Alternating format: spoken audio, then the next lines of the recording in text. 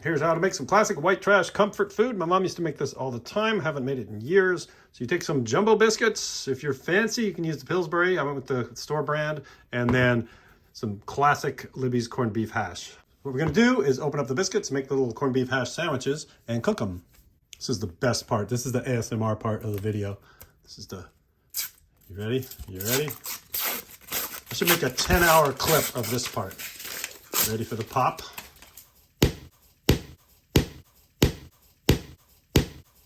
Oh yeah, that's the pop. And then you get 8 of them in this pack. So we're gonna make 4 little sandwiches.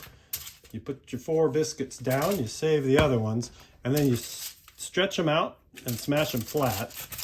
There are different flavor variants. There's flaky biscuits and cornbread biscuits. I went with the classic butter. I believe it's a buttermilk biscuit. You can see the chunks of butter or simulated butter in here. Once that's properly flat, take your corned beef hash. There's surprisingly few ingredients in here for those of you health nuts. I figured that this would be a dictionary list, but pretty simple. There isn't actually any corn in there. So it's basically meat and potatoes. 1 can is more than enough for this job. So you make a little blob of corned beef hash on each one of your biscuits. Then in my house, we always made them plain, but if you want to throw some Sweet Baby Ray's on there, make a barbecue variant. We'll throw some tomato ketchup on one of them to make a ketchup variant. Or you want some hot sauce? There goes the hot sauce variant on this one. Ooh, that's probably all too much. And then the plain one. If you like cheese, you can cheese them up. There we go. Now you're keeping everything in the middle, leaving clean biscuit around the sides. Because now you take your biscuits, your remaining 4 biscuits, stretch them out, press them down on top, and just use your fingers to press all around the edges to seal them up. Then you get that kind of classic empanada shape. Probably gonna get sued by the Empanada Corporation for doing this, or for defamation.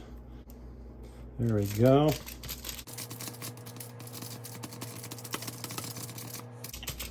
And we always used to do this with the small biscuits. They make smaller versions of these biscuits, but everything in the store this time around was big. I guess everything in America is big. The people are big. People like big stuff, so they didn't have the little biscuits anymore. So we're just making, we used to make like 6 little ones, but this is just gonna be 4 big ones.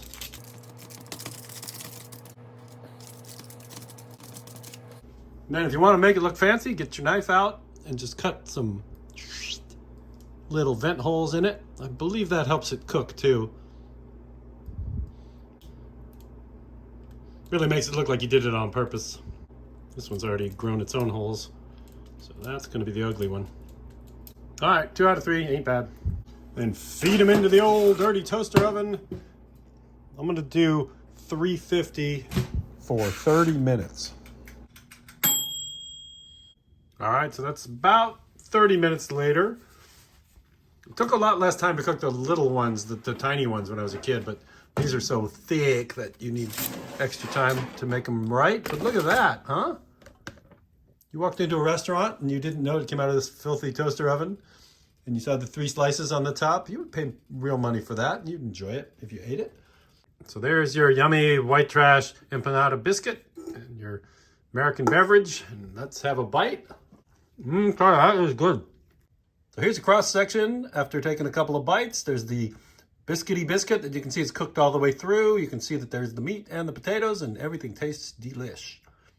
So thanks for watching. Comment, like, subscribe. That is the white trash empanada recipe.